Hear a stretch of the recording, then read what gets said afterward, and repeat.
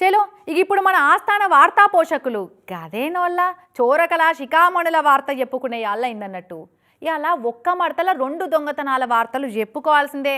అందులోటి సిద్దిపేట సిటీలో ఉన్న నగల దుకాణంలో జరిగితే ఇంకోటి ఏపీ అల్లూరు జిల్లా సర్కార్ దవాఖానలో జరిగింది.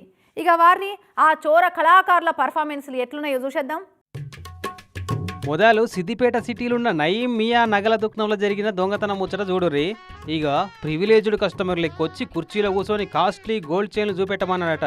ఈ ఎర్రపూల సొక్క దొడుక్కొని వచ్చిన దొంగ సచ్చినోడు చూస్తుంటే సిన్సియర్ గానే కొడుతుంది కదా పిల్లగాడు అని ఆయనత బంగారి గొలుసులున్న 2 ట్రేలను తీసి మన ముంగట భోజనానికి పెట్టినట్టు పెట్టిండు. ఇక వాటిని తిర్రేసి మర్రేసి చూసినట్టు చేసుకుంటా దుకాణ పైన ఒక పెట్టె తీసుకొని షోకేస్లో పెడదామని ఉల్టా ఇటు మర్రంగానే కథం ట్రే అందుకొని తుర్రున ఎట్లా చంపాయిండో చూడువాడు.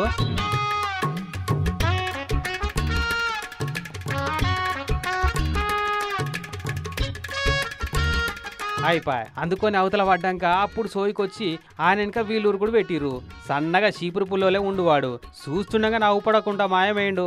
మరి ఎరుకున్నోడేనో కొత్తోడో గాని దొంగలు చేయబట్టి నగల షాపులకైతే నానా తిప్పలు వస్తున్నాయి. పో అన్లింత ఇన్లింత అన్నట్టు లాభాలు పోగేసుకుందామని చూసుకుంటా కూర్చుంటే అసలుకే ఎసరు పెట్టబట్టి ఈ దొంగోళ్ళు బంగారం మంచిదా కాదా అని చెకింగ్ చేయొచ్చినట్టు మనుషులు మంచోళ్ళైనా దొంగోళ్ళ అని గుర్తుపట్టే మిషన్లు ఏమైనా తెచ్చుకుంటేనే నడుపుతట్టుంది వీళ్ళ ఎవ్వరం. ఇక అదట్లుందా. ఇక అల్లూరు జిల్లా పాడేరు సర్కార్ దవాఖానలో సెల్ ఫోన్ దొంగల పర్ఫార్మెన్స్ చూడు.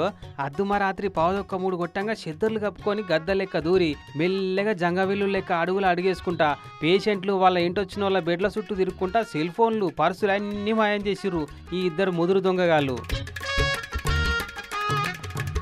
ఇక గీవిడ్ చూడు ఎంత కంతి ఆసర అనుకున్నట్టుండు. టోపీని కూడా ఇడవకుండా నెత్తికి పెట్టుకపోయిండు. పోత బయటున్న ఆటోలకెళ్ళి ఏదో కొట్టేసుకుంటా పోయినట్టుండు చూడు. కానీ ఏం మోపోయిర్రమ్మా ఈ దొంగోళ్ళు. ఇక్కడ ఉన్నారు అక్కడ లేరన్నది ఏం లేకుండా అంతటా అన్నిట్లా మోపోయారు ఈ చోరవీర శూరులు.